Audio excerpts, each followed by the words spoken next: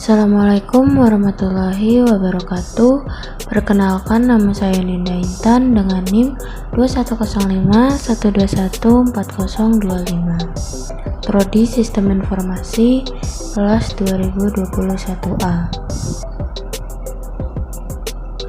Dalam video ini saya akan membahas sejarah perkembangan komputer.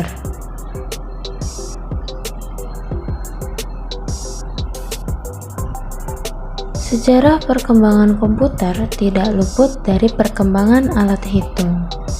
Di dalam sejarah perkembangan komputer terdapat 4 era perkembangan, yaitu era alat hitung numerik, era komputasi analog atau komputasi mekanik, era mesin analitik atau Babbage engine, dan era komputer modern.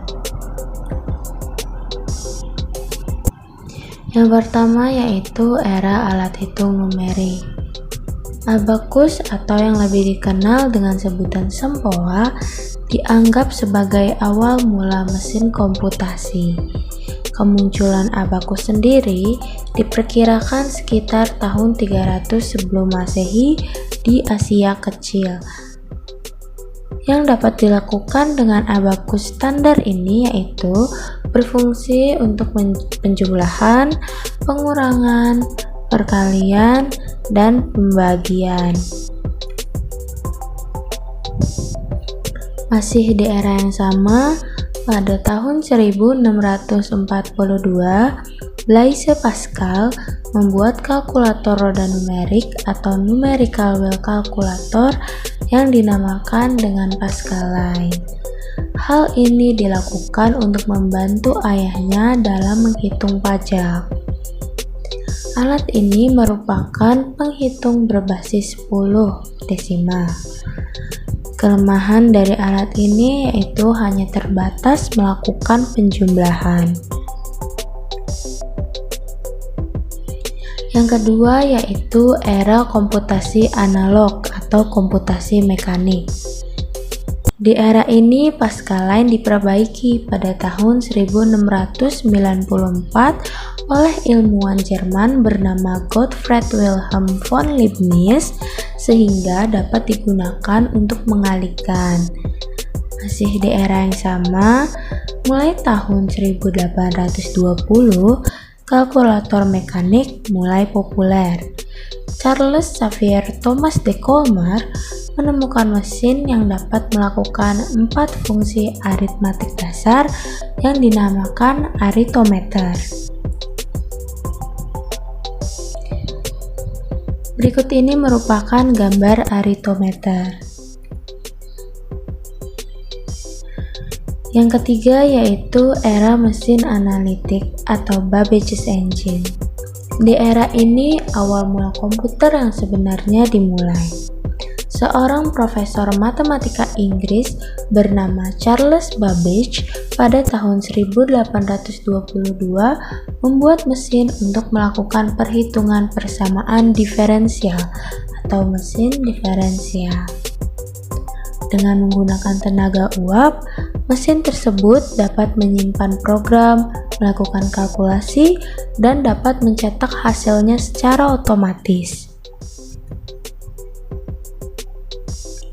Selanjutnya, Babbage memulai membuat komputer general purpose yang pertama yang disebut dengan analytical engine, dibantu dengan asistennya yang bernama Auguste Adakin. Analytical engine atau mesin analitik mampu melakukan operasi matematik apa saja dan menggunakan program yang tersimpan. Operasi mesin ini menggunakan kartu berlubang sebagai instruksi program. Yang keempat yaitu era komputer modern. Di era ini, pada tahun 1889, Hermann Hollerith menerapkan prinsip kartu perforasi untuk melakukan penghitungan. Selain memiliki keuntungan dalam bidang kecepatan, kartu tersebut berfungsi sebagai media penyimpanan data.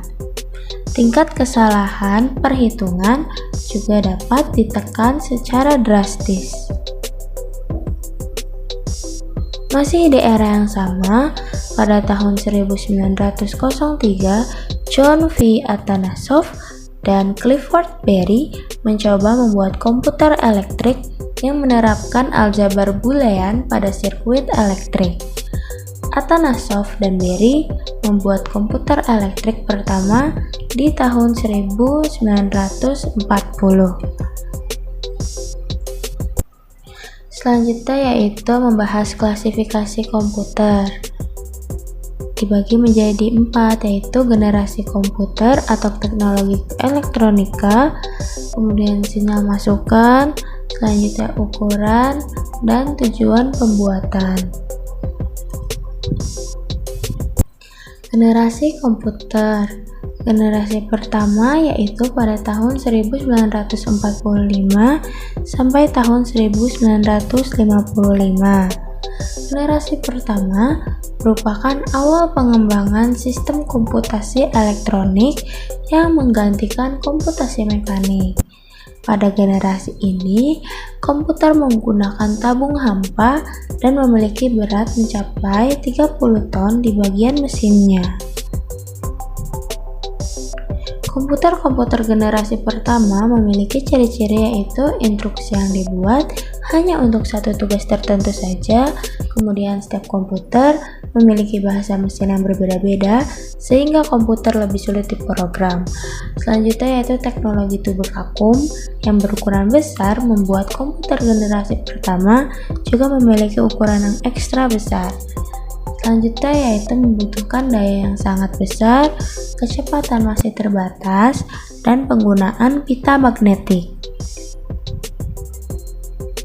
Generasi kedua yaitu pada tahun 1955 sampai tahun 1965. Komputer pada generasi kedua mulai menggunakan transistor, sehingga ukuran komputer lebih kecil. Pada komputer generasi ini juga menggunakan Bach Processing System. Sistem ini bekerja dengan cara mengumpulkan job ke dalam satu rangkaian, kemudian dieksekusi secara berurutan. Komputer-komputer generasi kedua memiliki ciri-ciri yaitu daya lebih hemat, bekerja lebih cepat dan lebih andal, kemudian menggunakan bahasa assembly atau bahasa yang menggunakan singkatan-singkatan untuk menggantikan kode biner, dan dilengkapi dengan program dan bahasa pemrograman. Contohnya, bahasa pemrograman Common Business Oriented Language atau COBOL dan formula translator atau Fortran. Generasi ketiga yaitu pada tahun 1965 sampai 1980.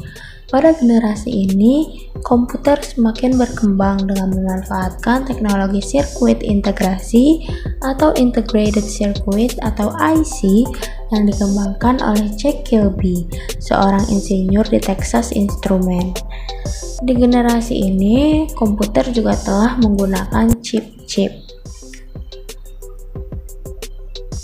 Komputer-komputer generasi ketiga ditandai dengan melayani banyak user interaktif sekaligus atau multi-user, multi-programming atau multitasking yang artinya dapat menjalankan banyak proses atau job sekaligus dengan cara mempartisip memori, dan time sharing yaitu memberi layanan secara cepat dan bergantian sehingga pemakai seakan dilayani terus-menerus padahal digilir persatuan waktu secara singkat. Generasi keempat yaitu pada tahun 1980 sampai tahun 1990 sekian.